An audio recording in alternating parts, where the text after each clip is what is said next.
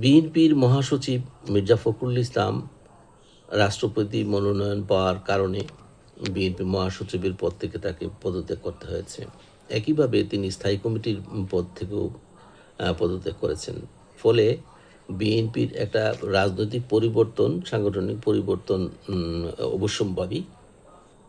সেই ক্ষেত্রে সরকার পরিচালনায় তার কোনো প্রভাব পড়বে কিনা এবং দলীয় সাংগঠনিক তৎপরতাও কোনো রকমের প্রভাব পড়বে কিনা, এই বিষয়গুলি কিন্তু ইতিমধ্যে চলে আসছে আলোচনায়। দেখার বিষয় যে বিএনপি কিন্তু দীর্ঘদিন পর্যন্ত তাদের জাতীয় কাউন্সিল করছে না।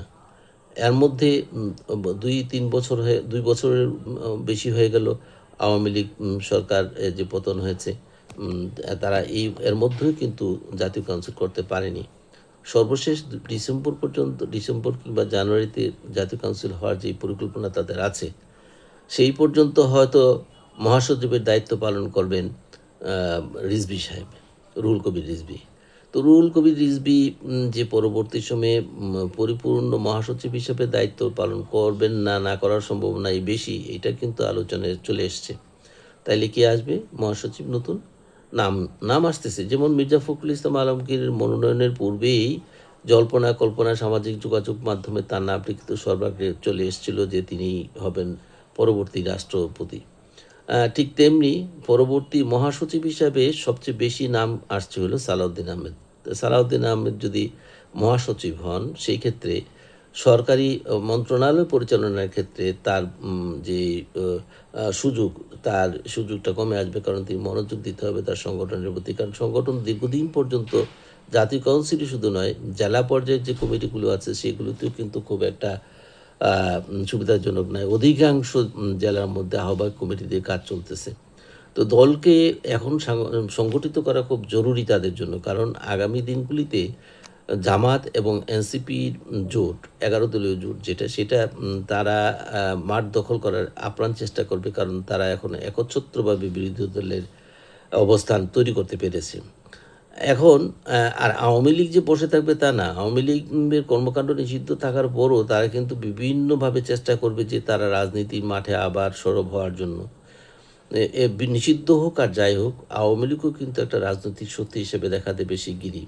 এটার মধ্যে কোনো বলার অপেক্ষা রাখে না। ফলে এটা দলীয় রাজনৈতিকভাবে যেমন এই বিষয়গুলো আসতেছে, পাশাপাশি দেশের আইনশৃঙ্খলা পরিস্থিতি নিয়ন্ত্রণে রাখা এবং উন্নত করার বিষয়টি কিন্তু আসতেছে। এই পর্যন্ত সালাউদ্দিন সাহেব যখন স্বরাষ্ট্র মন্ত্রণালয়ের অধীনে স্বরাষ্ট্র মন্ত্রণালয় পরিচালনা করছিলেন, মোটামুটি কিন্তু খারাপ করেনি তিনি, সেইখানে খারাপ করেনি। কিন্তু আগামী পরিস্থিতিটি কিন্তু একটু ভিন্ন রকম।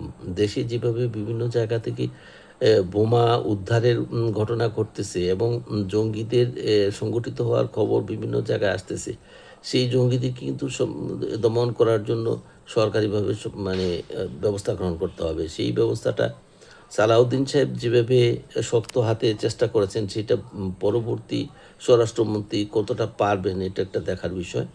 তেমনি এখন তাইলে এই মির্জা ফখরুল ইসলাম সরে যাওয়ার কারণে সাংগঠনিকভাবে যে একটা ধকল বিএনপিকে সইতে হবে, পাশাপাশি সরকার পরিচালনার ক্ষেত্রে কিন্তু তাকে মিস করবে বিএনপি, এবং তার যে সহযোগিতাটা ছিল সেই সহযোগিতা তো আর তখন তা পাওয়া যাবে না সঙ্গত কারণেই। তো এই বিএনপি এতে মির্জা ফখরুল ইসলাম আলমগীর ছাড়া বিএনপি এবং নতুন ফখরুল ইসলামের জায়গায় যিনি আসবেন, এই বিএনপির মধ্যে কতটা ফারাক তৈরি হয়, এটা দেখার বিষয় যে আগামীতে কী ব্যবস্থা নেওয়া হয়। তো বিষয় একটা হচ্ছে কি, আগামী দিনগুলিতে মাত্র 6 মাস তো গেল সরকারের, আরও 4.5 বছর আছে। এই 4.5 বছরের মধ্যে তাদের প্রতিশ্রুতি পূরণ করতে হবে, রাজনৈতিক মোকাবেলা করতে হবে এবং দেশকে উন্নয়নের দিকে এগিয়ে নিয়ে যেতে হবে। সেটা কতটুকু সম্ভব হবে, কতটুকু না হবে, এটা দেখার অপেক্ষা মাত্র।